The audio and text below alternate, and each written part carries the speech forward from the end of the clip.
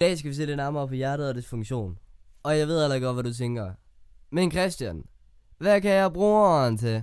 Og jeg siger, det hedder brugbedte ven. Så push jeres lapper, og Christian brækker ned for jer. Okay, det store hul I ser i midten på det her billede er aortaen.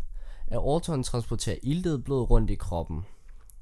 Når alt ilten så er optaget i kroppen, vil blodet løbe tilbage til hjertet, hvor det igen vil blive iltet.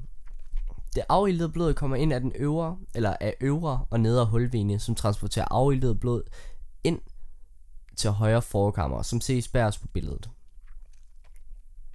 Det er en vene, fordi den transporterer afiltet blod, mens arterie transporterer iltet blod.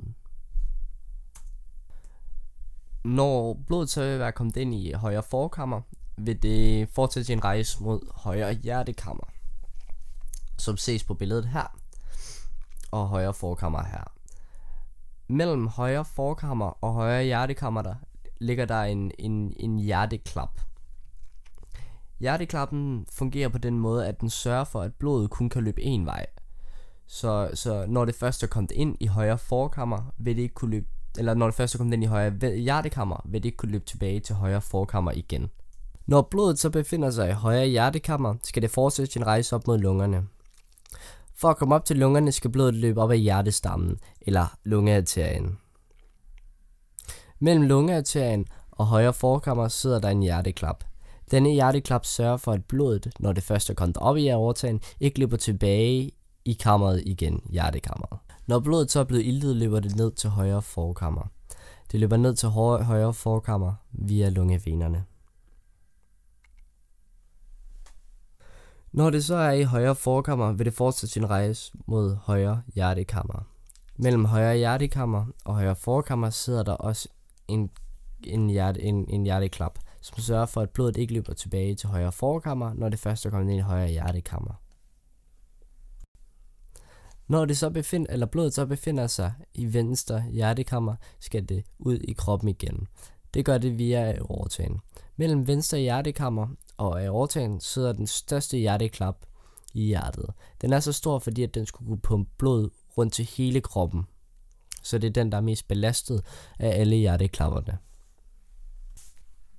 Uden på hjertet har vi kranspulsåren. Kranspulsåren transporterer ilt til hjertet og sørger for, at hjertet holder sig funktionelt og bliver ved med at slå ved at transportere ilt til det. Da hjertet er en muskel, og alle muskler har brug for ilt til at fungere, skal hjertet også have ilt til at slå. Vi ved, at venstre hjertekammer er større end højre forkammer, da at vores venstre side af hjertet skal kunne pumpe blod rundt til hele kroppen, mens at højre side kun skal pumpe blod op til hjertet og ind til venstre kammer. Derfor kræver venstre hjertekammer, eller det venstre side af hjertet, meget mere kraft end den anden side gør. Hjertet er bygget op af 2 forkammer og 2 hjertekammer. Via et elektrisk ledningssystem holdes hjertets sammentrækning i en regelmæssig rytme, som kan justeres op og ned efter behov. Det vil sige, at hvis du er meget aktiv, vil hjertet begynde at slå hurtigere, fordi der skal pumpes mere ilt ud til musklerne i kroppen, medmindre hvis du ligger og feder den på sofaen, har de muskler ikke brug for særlig meget ilt, og derfor vil hjertet pumpe langsommere.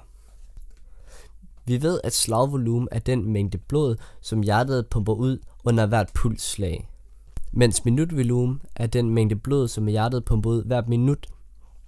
Det her afhænger selvfølgelig af, om du er aktiv, eller om du ligger som sagt og feder den på sofaen. Da når du er aktiv, vil blodet pumpe hurtigere og mere blod ud i kroppen. Mens vores blodtryk fortæller os for et stort tryk, der bliver ydet på vores blodkar. Ja. Det var alt for den her gang for Christians biologiteam. Tak fordi I gad at pudse ørerne lidt med. Hvis det skulle være en anden gang.